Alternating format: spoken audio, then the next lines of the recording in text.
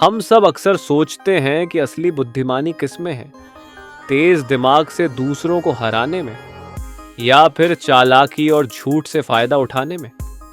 दोस्तों, आज मैं आपको एक ऐसी कहानी सुनाने जा रहा हूं जो सिर्फ कहानी नहीं बल्कि जिंदगी का आईना है। तो ध्यान से सुनिए। बहुत समय पहले की बात है। एक विशाल राज्य में राजा विक्रमादित्य राज करते थे। वे न्यायप्रिय और विद्वान राजा माने जाते थे।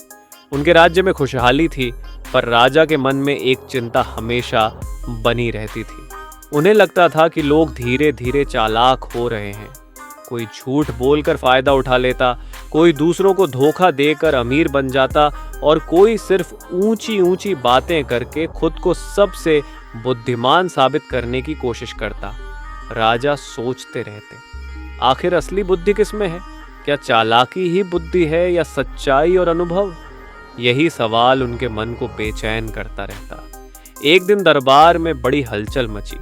एक व्यक्ति जिसे राज्य भर में मूर्ख के नाम से जाना जाता था, बड़े गर्व के साथ दरबार में आ पहुंचा। उसका पहनावा अजीब था, सिर पर टेढ़ी टोपी, हाथ में एक डंडा और चेहरा घमंड से भरा हुआ। वह सीधा सिंहासन के सामने आकर बोला, महाराज, इस राज्य में सबसे बड़ा बुद्धिमान मैं हूं। बाकी सब लोग मेरी तुलना में कुछ नहीं है। दरबारी उसकी बात सुनकर हंस पड़े। किसी ने कहा, अरे यह तो वही है जो हर बार मूर्खतापूर्ण हरकत करता है। किसी ने व्यंग्य किया, अब यह खुद को बुद्धिमान कह रहा है। लेकिन राजा शांत रहे। उन्होंने धीरे से मुस्कुराते हुए कहा, ठीक है, अगर तुम सचमुच बुद्धिमान हो तो हम तुम्हारी परीक्षा लेंगे। राजा ने अगले दिन का समय तय कर दिया और घोषणा की कि पूरी प्रजा दरबार में आए और देखे कि कौन सबसे बुद्धिमान है। खबर पूरे राज्य में फैल गई। लोग चर्चा करने लगे, देखें तो सही, वह मूर्ख सच में बुद्धिमान है या फिर हमेशा की तरह सबके सामने हंसी का पात्र बनेगा। उस शाम दरबार में एक और अनोखी घटना हुई। एक बूढ़ी अम्मा आई, साधारण कपड़े, हाथ में लाठी, चेहरे पर झुर्रियां लेकिन आंखों में गहरी चमक। उसने राजा से कहा, बेटा राजा, बुद्धि की असली पहचान तब होती है जब उसे परखा जाए। परखने का तरीका यही है कि असली और नकली दोनों को सामने लाकर तुलना की जाए, तभी सच्चाई सामने आती है। राजा ने आश्चर्य से अम्मा को देखा। वह जानना चाहते थे कि यह साधारण सी दिखने वाली औरत इतनी गहरी बातें कैसे कर रही है। लेकिन उन्होंने चुपचाप उसका स्वागत किया और कहा, कल तुम भी आना, दरबार की गवाही तुम्हारे सामने ही होगी। अगले दिन दरबार में भारी भीड़ थी। जनता उत्सुक थी कि आज कुछ अनोखा होगा। राजा ने दरबार सजवाया और मूर्ख व्यक्ति बड़े आत्मविश्वास से मंच पर खड़ा हुआ। राजा ने गंभीर स्वर में कहा, आज हम 3 प्रश्न पूछेंगे। जिसका उत्तर सही होगा वही इस राज्य का सबसे बुद्धिमान कहलाएगा। सबकी सांसें थम गईं। पहला प्रश्न था, ऐसी चीज बताओ जो इंसान जितनी बांटे उतनी बढ़ती है। मूर्ख ने तुरंत उत्तर दिया, सोना, जितना बांटो उतना नाम बढ़ता है। दरबार में हंसी गूंज उठी। राजा ने शांत भाव से उत्तर लिखवा लिया। अब अम्मा की बारी आई। उसने धीरे धीरे कहा, महाराज, बांटने से जो चीज बढ़ती है वह है ज्ञान और प्यार।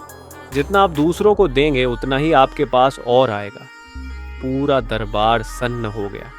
राजा ने दूसरा प्रश्न पूछा, ऐसी चीज बताओ जिसे खोकर ही पाया जा सकता है। मूर्ख बोला, खजाना, खोकर कहीं और मिल जाएगा। लोग फिर हंस पड़े। अम्मा मुस्कुराई और बोली, महाराज, अहंकार।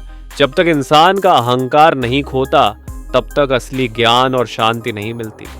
राजा ने तीसरा प्रश्न किया, ऐसा रास्ता बताओ जहां आंखें खुली हों फिर भी इंसान अंधा चलता है। मूर्ख ने जोर से कहा, जंगल का रास्ता। दरबारी अब हंसी नहीं रोक पाए। अम्मा ने गंभीर आवाज में कहा, लोभ और लालच का रास्ता। उस पर चलने वाला सब देखते हुए भी अंधा हो जाता है, क्योंकि उसे सिर्फ अपनी चाहत दिखती है। अब दरबार में सन्नाटा छा गया। हर कोई सोच में पड़ गया। मूर्ख की घमंड भरी मुस्कान गायब हो चुकी थी। उसकी जगह डर और शर्म ने ले ली थी। लेकिन राजा यहीं नहीं रुके। उन्होंने कहा, मूर्ख, अगर तुम सचमुच बुद्धिमान हो तो साबित करो कि तुम्हें जीवन का मूल्य समझ आता है। उन्होंने मूर्ख और अम्मा दोनों को एक एक काम दिया। काम था राज्य के सबसे गरीब गांव में जाना और वहां के लोगों की समस्या समझकर दरबार में समाधान लाना। दोनों अलग अलग दिशाओं में रवाना हुए। मूर्ख सीधा गांव पहुंचा। उसने लोगों से कहा, तुम्हें अमीर बनने का तरीका चाहिए, जाओ जंगल काटो, पेड़ बेचो और धनी बनो।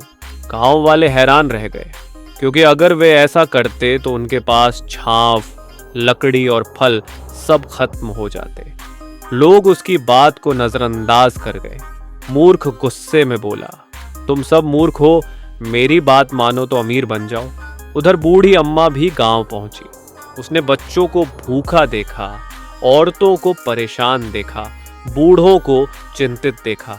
उसने सबको इकट्ठा किया और कहा, तुम्हारे पास जो थोड़ा है उसे मिल बांट कर खाओ। तुम सब मिलकर खेतों में मेहनत करो, पेड़ काटने के बजाय उनका फल बांटो। अगर एक दूसरे का हाथ थामोगे तो भूखे नहीं मरोगे। गांव वालों ने उसकी बात मानी और धीरे धीरे उनकी हालत सुधरने लगी। कुछ दिन बाद दोनों दरबार लौटे। मूर्ख ने फिर डींग मारते हुए कहा, मैंने गांव वालों को अमीर बनाने का रास्ता बता दिया। राजा ने गांव वालों को बुलाकर पूछा। गांव वालों ने सब सच बता दिया।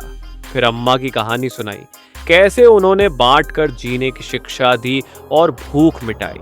राजा ने सबके सामने घोषणा की, असली बुद्धि चालाकी या ऊंची बातें नहीं, बल्कि वह है जो दूसरों का भला करे। आज यह बूढ़ी अम्मा हमारे राज्य की गुरु होंगी। मूर्ख शर्म से सिर झुकाकर खड़ा रहा। अम्मा ने उसके पास जाकर कहा, बेटा, मूर्खता कोई श्राप नहीं। अगर तुम सीखना चाहो तो सबसे बड़े ज्ञानी बन सकते हो। बुद्धि वहीं है जहां सीखने की चाह है। मूर्ख रो पड़ा और अम्मा से शिष्यत्व स्वीकार कर लिया। राजा ने सभी को समझाया, ज्ञान बांटने से बढ़ता है, अहंकार खोकर ही सच्चाई मिलती है और लालच का रास्ता इंसान को अंधा कर देता है। हम सबको यही याद रखना चाहिए।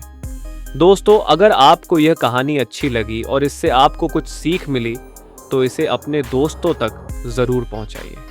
और हाँ, ऐसी ही दिलचस्प और सस्पेंस से भरी कहानियां सुनने के लिए चैनल को सब्सक्राइब करना मत भूलिएगा।